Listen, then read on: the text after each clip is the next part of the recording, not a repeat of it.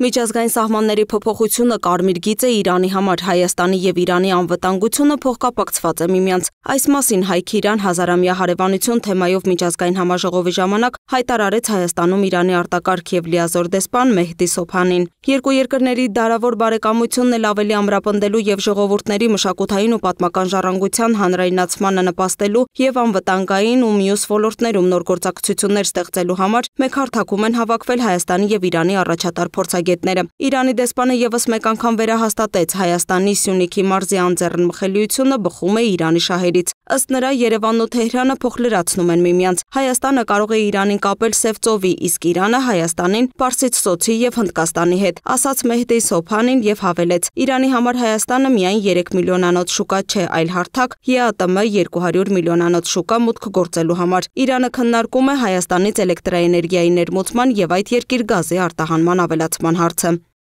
Հայաստանն ու Իրանը գործակցություն են հաստատել գազ էլեկտրոէներգիայի դիմաց նախագծի շրջանակներում, եւ մենք մտածում ենք Հայաստանից էլեկտրոէներգիայի ներմուծման եւ այդ երկիր գազի արտահանման ծավալների մեծացման մասին։ Հայաստանին էներգետիկ ռեսուրսներ են պետք, եւ Իրանը կարող է բավարարել այդ կարիքները։ Մեր տնտեսությունները սերտորեն փոխկապակցված են եւ լրացնում են միմյանց։ Մենք կարող ենք էներգետիկ ռեսուրսներ տրամադրել։ Հայաստանը կապել գլոբալ հարավի, Հնդկաստանի, Չաբահար նավահանգստի, Պարսից ծոցի հետ, օգնել կապ հաստատել Կենտրոնական Ասիայի, Իրաքի հետ։ Հայաստանն իր հերթին կարող է Իրանը կապել Հյուսիսի, Սև ծովի հետ, հաշվի առնելով, որ այն գտնվում է հյուսիս-հարավ միջանցքի միջնամասում։ Մեր գնահատմամբ Հայաստանը կարող է լուրջ դեր խաղալ նաև ԵԱՏՄ շուկաներ Իրանի մուտքի գործում։ Մենք Հայաստանը դիտարկում ենք ոչ միայն որպես 3 միլիոնանոց շուկա, այլ որպես ԵԱՏՄ 200 միլիոնանոց շուկա մուտք գործելու հարթակ։ Միջազգային լրագրող Աբբաս Ջուման, որը եւս մասնակցում էր հայ-իրանական ֆորումին, ասաց, որ Իրանի արձագանքն ադրբեջանա-թուրքական նախագծին, այսպես կոչված Զանգեզուրի միջանցքին հայտնի է։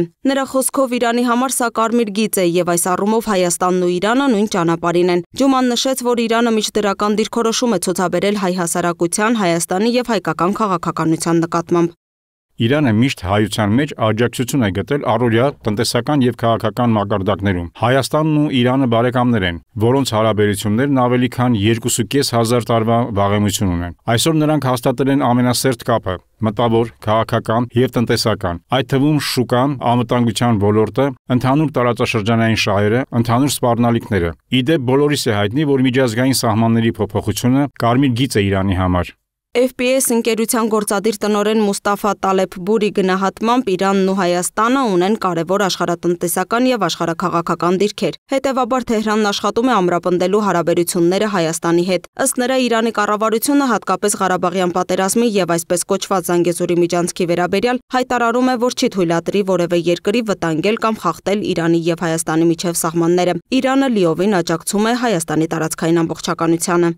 Ղարաբաղյան պատերազմի ավարտից հետո, ինչպես գիտեք, Իրանի եւ Հայաստանի միջև հիմնական երթուղին փակվեց եւ երկու երկրների կառավարությունները կենտրոնացան այլընտրանքային ճանապարհների վրա։ Իրանական ընկերությունները պայմանագիր կնքեցին Հայաստանի կառավարության հետ, աջակցելու եւ կառուցելու այն ճանապարհները, որոնք կպահպանեն երկու երկրների միջև անվտանգ կապը։ Այդ ճանապարհները կարևոր են Պարսից ծոցի եւ Սև ծովի միջև կապ հաստատելու համար։ Դրանք անցնում են Հայաստանի տարածքով։ Այս նպատակով Իրանն արդեն սկսել է ներդրումներ կատարել եւ աշխատանքներ իրականացնել։ Որոշ հատվածներում արդեն ավարտվել են աշխատանքները, բայց դրանք կշարունակվեն։ Կարծում եմ, որ 2 տարվա ընթացքում ամեն ինչ պատրաստ կլինի լիարժեք շահագործման։ Քաղաքագետ Սուրեն Պետրոսյանի գնահատմամբ այս հարթակը երկու երկրների միջև նոր ու լայն գործակցությունների հնարավորություն կստեղծի Երևանի եւ Թեհրանի միջև։ Ըստ նրա միջազգային նոր կարգում Հայաստանը պետք է վերաիմաստավորի Իրանի հետ իր հարաբերությունները։ Քաղաքագետն ասաց, որ Հայաստանն ու Իրանն ունեն ռազմավարական շահի բազմաթիվ հատման կետեր եւ ընդհանուր մշակութային անցյալ, բայց ցավոք այդ հսկայական ներուժի նույնիսկ նվազագույն մասն այսքան տարիների ընթացքում որևէ կերպ չի օգտագործվել։ Ամենակարևորը,